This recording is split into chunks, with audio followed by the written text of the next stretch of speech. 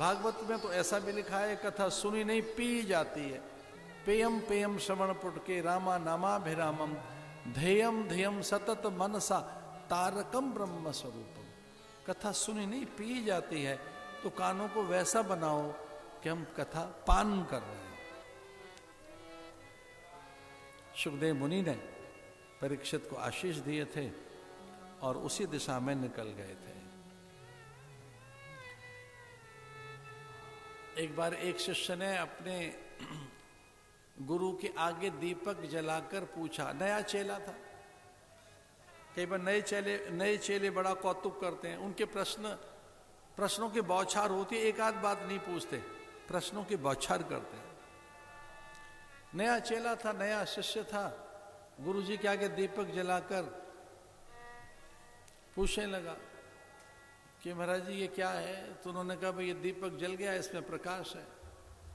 दीपक है, दीपक जल गया, इसमें प्रकाश है। ज्योत आ गई, चेले ने ज्योत बुझा दी, दीपक को बुझा दिया फूंक मारकर, और कहने लगा महाराज ये अब कहाँ गई? तो गुरु ने कहा था जहां से आई थी वहीं गई। पहले पूछ रहा था कहां से आई है, फिर गुरुजी ने कहा कि जहां से आई थी वहीं गई। वो अनंत है भैया। अग्नि वते ज्ञानान्न मुक्ति। अब गुरु के पास आएंगे, सत्संग में आएंगे, ज्ञानाग्नि प्रकट होगी। ज्ञानांजन शलाकया केवलम ज्ञान मूर्तिम।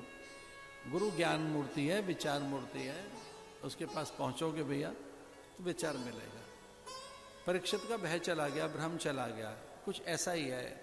चतुश्लोकी भागवत के माध्यम से ब्रह्मा का भी भ्रम और भय चला गया। अर्जुन ने कथा सुनी, नष्टो मोह स्मृति लब्धा करिष्ये वचन। कथा सुनकर या ज्ञान प्राप्त कर फिर कोई भ्रम रहा कहाँ?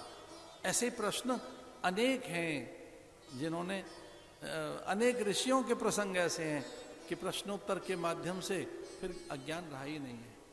अज्ञानी हमारी सबसे बड़ी समस्या है और उससे बड़ी कोई समस्या नहीं है। Ignorance is the root cause. बस यही एक है जो मूल जड़ है दुख की, व्यथा की, बाधाओं की, समस्याओं की, भ्रम भय की, संशय की, विकलता और व्याकुलताओं की, या कि सारे अभाव जीवन में जितने भी दर्द हैं अज्ञानता के कारण हैं। और गुरु इस पर प्रहार करता है, सत्संग इस पर प्रहार करता है। निरंतर करते रहना महाराज। ये भागवत अनंत है।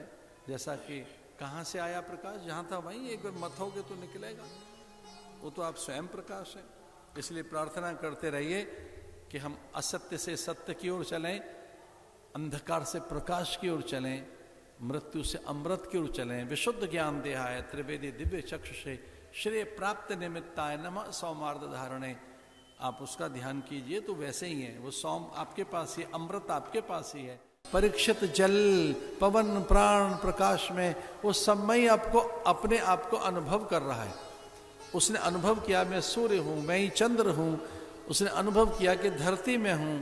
उसने अनुभव किया या जो एक अस्तित्व है मुझसे है, मुझसे भिन्न कुछ नहीं है। ऐसा गुरुदेव ने उसका अज्ञान छीन लिया और उसे ज्ञान सत्ता दे दी।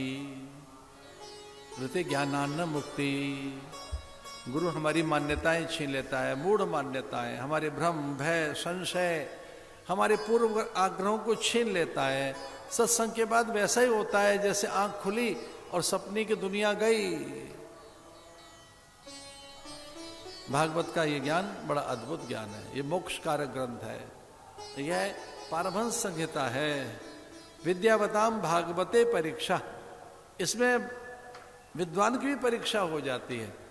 लेकिन कोई जरा सा भी सुन ले, आधा भी श्लोक, पूरा न भी हो सके, एक चौथाई श्लोक, कोई एक भी अक्षर, एक एक अक्षरम पुंसा महापातक नाशनम। एक एक भी अक्षर ऐसा है कि महापातक का नाश करता है, अज्ञान का नाश करता है। एक एक अक्षर। इसलिए कहा गया है कि कथा श्रवण के लिए तत्पर रहना चाहिए। भागवत के बिल्कुल अंत में जो उपदेश है वो सत्संग का है। श्रवण में तत्पर रहिए। कैसे कान हो? जिनके श्रवण समुद्र समाना। कथा तुम्हार सुभग सर नाना भरे निरंतर हो ही न पूरे। तो साधक को कैसा रहना चाहिए? कथा श्रवण के लिए समुद्र से कान बनाए, उत्सुकता रखे कथा की, संतों के पास जाने की उसमें व्याकुलता रहनी चाहिए। ये सत्संग की महिमा बताई गई है।